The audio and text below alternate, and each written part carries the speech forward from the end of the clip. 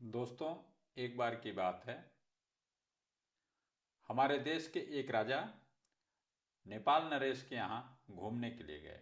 वहाँ उनका बहुत आदर सत्कार किया गया और जब वो वहाँ से वापस लौटने लगे तो नेपाल नरेश ने उनको एक पत्थर दिया और वह कीमती पत्थर, मूल्यवान पत्थर था।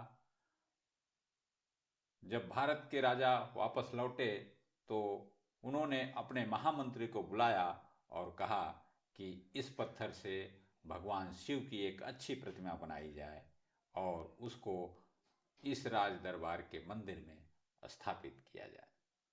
महामंत्री ने क्षेत्र के अच्छे मूर्तिकारों से संपर्क किया और एक अच्छे मूर्तिकार को उस पत्थर को सौंपते हुए कहा कि आपको इस पत्थर से एक भगवान शिव की अच्छी मूर्ति बनानी है और यह काम आपको 10 दिनों में पूरा करना है। मूर्तिकार को इनाम स्वरूप 50 असरफियों की मुद्रा देने का प्रस्ताव रखा गया।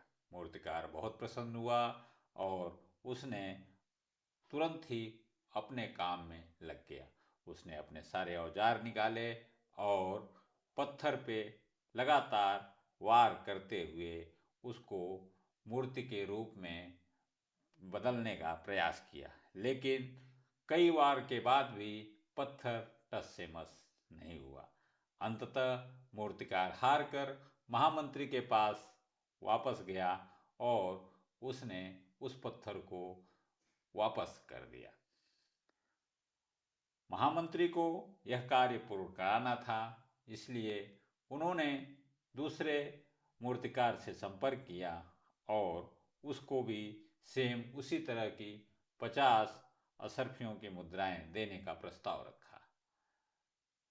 मूर्तिकार बहुत खुश हुआ और जब उस दूसरे मूर्तिकार ने उस पत्थर पे पहला वार किया तभी वह पत्थर टुकड़ों में बट गया और इस तरह से दूसरे मूर्तिकार ने उस पत्थर से मूर्तियां तैयार की। लेकिन महामंत्री को यह देख के बहुत आश्चर्य हुआ और फिर उन्होंने एक विचार किया कि क्यों न पहला मूर्तिकार अपने हथियारों से एक बार वार करने का प्रयास और करता और यह पत्थर उसी के हाथों से टूट जाता। तो दोस्तों, यहाँ इस कहानी का अभिप्राय सिर्फ इतना है कि बार बार हार मानने के बाद हमें अपने प्रयास छोड़ नहीं देने चाहिए। हो सकता है कि जब आप अपने प्रयास को छोड़ रहे हैं तो उसके बाद वाला प्रयास ही आपकी सफलता का पैमाना तय कर दे। इसलिए कभी भी असफल होने से प्रयास बंद नहीं करने हैं, बल्कि प्रयास के तरीकों में बदलाव किया जा सकता है। जय श्री राम।